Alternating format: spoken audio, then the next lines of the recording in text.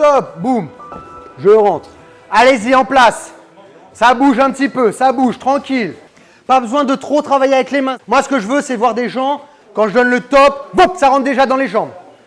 Alors la lutte à livrer, c'est une lutte qui vient du Brésil. Les deux combattants démarrent debout. L'objectif, c'est de ramener son adversaire, son partenaire au sol pour le contrôler ou le soumettre. Ça se pratique uniquement sans kimono, donc rage guard, short. Nous, dans notre groupe d'entraînement, NR Fight, avec d'autres clubs au Brésil, on met la ceinture sur le tatami. C'est important de savoir qui est débutant, qui est avancé. Que ce soit, voilà, qu'on sache qui est ceinture noire, qui est ceinture blanche. On ne va pas s'entraîner de la même façon, on ne va pas montrer aussi les mêmes choses quand on est professeur. Souvent, on va avoir des adversaires, par exemple, qui vont être là, plutôt en défense, qui vont attendre pour que vous engagiez, etc., pour attaquer. Après, il y en a d'autres qui vont être justement assis, qui vont venir vous chercher. Quoi qu'il arrive, ces deux zones de combat, il est libre, je suis libre. Ce n'est pas toujours facile de passer la garde et de contrôler quelqu'un. Enfin, de contrôler quelqu'un pour passer sa garde. Du coup, on peut essayer d'aller chercher une demi-garde. Ça peut être lui, ça peut être moi. Si je suis spécialiste, si j'aime bien la demi-garde, du coup, je vais aller la chercher. Donc, on va chercher une demi-garde. Une demi-garde, c'est quand ma jambe elle est capturée entre ces deux jambes. Okay, on va commencer avec un truc assez basique, okay, puis on va évoluer tout au long du cours. Ici, qu'est-ce que je dois faire? Quel est mon objectif? Il faut que je fasse attention à ma jambe. Surtout en ce moment, tout le monde aime bien les clés de cheville, les talons. Il faut soit que mon genou soit au même niveau que son genou. Si mon genou il est au-dessus, il peut y avoir un danger. Ça veut dire que là, il peut rentrer en dessous, avec son genou surtout. Voilà, et isoler ma jambe. Du coup, ce que je vais faire, c'est toujours avoir ma main devant ou ma tête, ou les deux. OK? À partir de là, tout simplement, je vais monter. Boum. Et on arrive là. Je prends le contrôle bras-tête. OK? De là, qu'est-ce que je vais faire? Je vais venir faire en sorte que son genou droit soit au sol, pour qu'il soit plus bas, forcément, que ce soit plus facile pour moi de le pousser. Donc, je vais me décaler. Et une fois que je suis là, j'ai la possibilité soit de venir avec le dessus du pied, pour sortir mon genou, puis passer, ou de venir avec le dessous de mon pied. Si jamais il continue de me tenir le pied ici, j'ai toujours mon pied pour venir pousser et passer. 1, 2, 3. Alors ce soir, on est à la NR Fight Tolbiac dans le 13e. Régulièrement, je fais des rassemblements. Comme j'ai plusieurs équipes en France, en Europe, c'est des moments où on se retrouve en fait sur un week-end de 3 jours et où on s'entraîne tous ensemble. Et ce soir, c'est un format court, c'est-à-dire format court de lutte à livrer. Donc c'est 1h30 où voilà, on fait un échauffement classique, on fait de l'apprentissage technique, sparring à thème et on fait du sparring à la fin. Voilà. Après, il y a d'autres formats sur le week-end avec un format sparring, enfin open mat où ça va être que du combat pendant 2 heures. Une session stage avec un Américain que j'ai fait venir pour la lutte. Et le dimanche, c'est une session stage aussi avec moi où voilà, on va essayer de voir un petit peu tout ce que… J'essaie de mixer un petit peu tout ce que j'ai vu au Brésil là, ces derniers mois sous format de stage.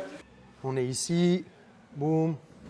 J'arrive pas à le contrôler, il est bon en défense. Et lui, au contraire, il est assez offensif, il essaie d'aller chercher des contrôles, etc. Il ne reste pas beaucoup de temps. Je vais passer ma jambe par-dessus. Je ferme les jambes. Je force avec mon bassin vers l'avant pour arriver avec mes 2 pieds sur son ventre. Si j'ai enroulé avant, je n'ai plus qu'à forcer avec mon bassin. Si je n'ai pas enroulé, je viens chercher le talon ici. Et il n'y a plus qu'à envoyer là. D'ici, je vais venir passer ma jambe par-dessus. D'accord? Là, celle-là, elle reste là. Je viens faire ça. Si tu y arrives. Si c'est compliqué, tu viens mettre ta main là, tu viens là. Mais il ne faut pas rester là. Je reviens ici, je lève celle-là. Et là, je n'ai plus qu'à tourner. Alors je suis Jean-Marc Sen, le docteur Jean-Marc Sen. Je pratique effectivement la lutte à livrer chez Nicolas Renier et depuis quelques années. Et c'est un grand plaisir. J'ai eu la chance je suis médecin du sport et j'ai la chance de suivre pas mal de sportifs de haut niveau et pendant quelques années j'ai même eu la chance de suivre l'équipe de France de judo. Voilà pour faire simple. Et alors pourquoi la lutte à livrer justement? Qu'est-ce qui vous a séduit dans ce sport? Alors moi je trouve que c'est un sport qui est extrêmement complet. complet. C'est extrêmement complet parce que vous allez travailler plein de qualités physiques. Vous allez travailler la force, bien sûr, l'endurance, l'explosivité, la vitesse, l'équilibre, la souplesse. Enfin, bref, plein de qualités physiques qui sont absolument développées. Et donc, il y a vraiment, c'est un sport, je pense, qui peut être utilisé pour tout le monde et à tous les âges. À la fois les jeunes, les enfants qui vont développer leurs qualités, mais aussi les personnes extrêmement âgées, par exemple, qui peuvent apprendre à se relever grâce à la lutte à livrer et éviter et mieux tomber, par exemple. On sait que la chute chez les personnes âgées pose problème. Donc, c'est un sport qu'il faut vraiment proposer à tout le monde. Tout ce qu'on fait au club, c'est vraiment le sport pour tout le monde en fait. Et que ce soit accessible n'importe quel âge, homme, femme, enfant, et pour n'importe quel niveau de pratique. Voilà, c'est ce qu'on essaie de faire au Inner Fight.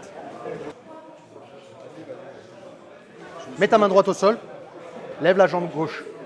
Ouais, et embarque sa jambe et tourne autour de sa jambe maintenant.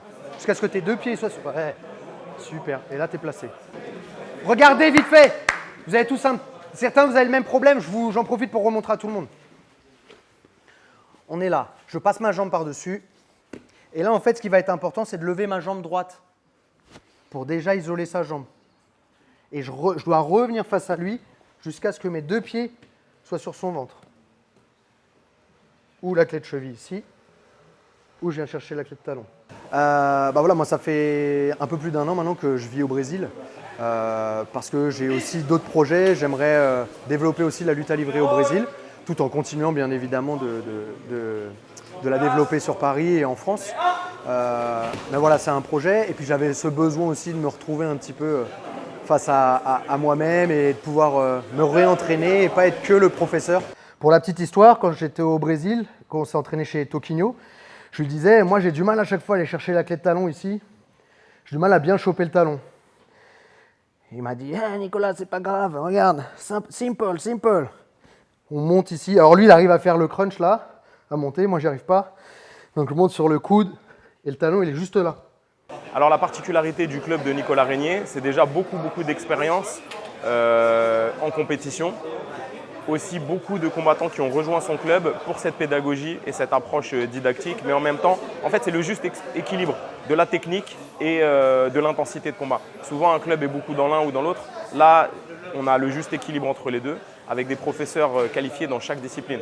Aussi, la discipline, c'est-à-dire que quelle que soit la modalité, que ce soit en Muay Thai, en boxe anglaise, en lutte, en MMA, en lutte à livre et même en jiu-jitsu brésilien, Nicolas Régnier a réussi à créer une ambiance qui est propice à l'entraînement, que ce soit pour les débutants, les loisirs et les combattants amateurs ou professionnels. Personnellement, j'ai essayé le jiu-jitsu brésilien et l'attache du kimono me dérangeait un peu dans mon approche du combat. En fait, je comprends qu'il y en a qui arrivent à apprécier ça. Moi, j'ai eu un peu de mal, surtout que je venais de sport j'ai jamais fait de kimono de ma vie. Il y en a beaucoup qui font du judo très jeune. Moi, j'ai commencé par la lutte. Ensuite, j'ai eu une impression de sans kimono. Et du coup, ça ressemblait plus de ce que je voulais faire.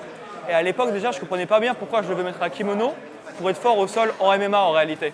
Et du coup, pour moi, ça avait plus de sens en réalité de pratiquer sans kimono. Il y a plein de choses qu'on ne peut pas faire avec le genou pris. Je ne suis pas mobile. Du coup, moi, l'un de mes premiers objectifs, c'est de sortir mon genou d'entre ses jambes. Donc, ça va être juste de le lever et de venir le planter ici. D'accord ? Il y a plein de façons de le sortir. Si jamais c'est très dur, il serre fort les jambes ici. Il est fort parce qu'il est de profil. Mais dès que je vais le remettre à plat, il y a beaucoup plus d'espace qui vont se créer. Il aura du mal à garder ma jambe. Et je vais pouvoir sortir mon genou pour venir passer. Je n'arrive pas à passer. Je vais venir m'allonger ici et me retrouver dans la même position. Ouais, c'est pas mal. Attention derrière. Voilà, c'est une autre. Alors ce soir, j'ai réservé un petit moelleux au chocolat pour toi. Ouais. Un cheesecake. Un cheesecake. Parce qu'ils étaient au Brésil avec moi, alors forcément il y a des histoires, tu vois. Au Brésil, je fais des camps d'entraînement en lutte à livrer sur une période de 2 semaines. L'idée, c'est d'en faire 3-4 dans l'année. Sur ces camps, qu'est-ce qu'on fait ? On s'entraîne 2 fois en lutte à livrer par jour, du lundi au vendredi. Je leur fais visiter Rio. Je leur fais découvrir aussi la culture avec gastronomie. Bon, forcément, ceux qui veulent sortir et tout, on les emmène dans les bons endroits pour sortir. C'est le projet du voyage au Brésil. Donc là, on a Anthony De Oliveira, champion du monde, champion d'Europe, qui va faire les sélections ADCC en moins de 66 kg la semaine prochaine. Johnny Frachet, donc ceinture noire de lutte à livrer. On a Nicolas Filipponi, ceinture marron du NR Fight, et qui donne les cours, qui encadre les cours de lutte à livrer, compétition au club, en mon absence.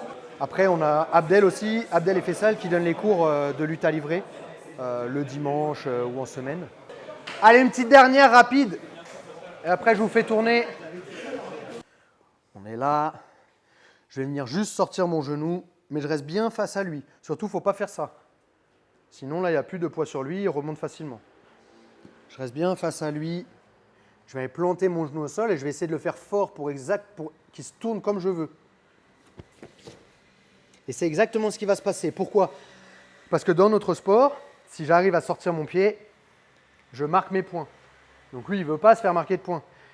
Qu'est-ce qu'il peut faire ici? C'est normalement pousser mon genou pour reprendre une demi-garde complète. OK? On reprend tout, on reprend tout. Donc ça va être logique qu'il se mette face à mon genou. De là, il n'y a plus qu'à aller chercher sa tête.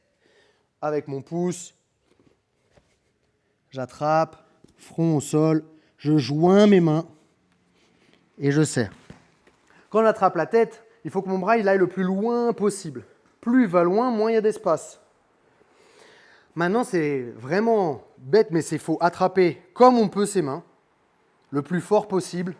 Là, en 10 doigts, main contre main poignet. Je peux venir même faire des saisies un peu bizarres, mais ce qu'il faut en fait, c'est qu'il n'y ait pas d'espace et que j'ai le plus de force possible. Je peux venir là, peu importe. Et de là, en fait, je dois juste serrer sa gorge. Je dois monter mon bras. C'est pour ça que vous verrez souvent quelqu'un qui a des gros biceps, ce qui n'est pas mon cas. Ceux qui ont des gros biceps, c'est ceux qui arrivent à faire les meilleures guillotines. C'est ceux qui sont les plus dangereux. Donc quand vous avez un adversaire, bon pas Zinedine, mais on va imaginer, si jamais il a un gros biceps, il ne faut pas qu'il attrape ma tête parce que je sais déjà qu'il va être fort là-dessus. J'ai écrit un petit texte où il y a 10 différences avec le JB. Je peux vous en donner quelques-unes. La première, c'est que nous, on s'entraîne que sans kimono. Eux, ils vont chercher plutôt à marquer les points, plutôt chercher à contrôler, plutôt que nous, on va plutôt chercher à soumettre dès qu'il va y avoir une opportunité. Et à partir de là, si on n'a pas réussi à soumettre l'adversaire, on va chercher à contrôler l'adversaire. Dans cette notion d'espace, eux, ça va être de contrôler l'espace, d'occuper l'espace. Alors que nous, en lutte à livrer, on va plutôt chercher à donner de l'espace. Pourquoi? Pour pouvoir faire en sorte que l'adversaire nous donne la soumission. Donc on va essayer de l'amener dans notre jeu pour essayer de le soumettre. Pourquoi? Parce que sans kimono, c'est facile de s'échapper. Si je sens un danger, je m'enlève. Alors qu'en kimono, c'est beaucoup plus difficile. Je ne peux pas, du coup, il faut que j'ai une réponse beaucoup plus technique. Et donc c'est quelque chose où je vais devoir plutôt chercher à occuper l'espace.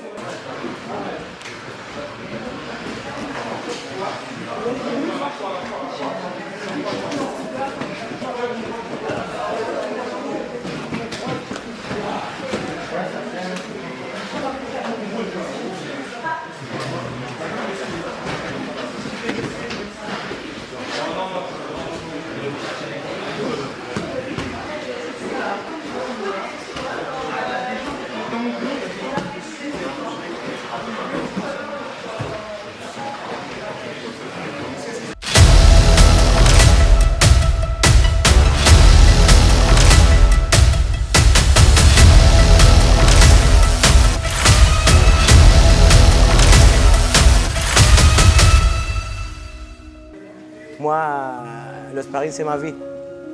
La lutte, c'est ma vie. Et j'adore ce monde. Je vous invite à venir à connaître et à rejoindre l'équipe.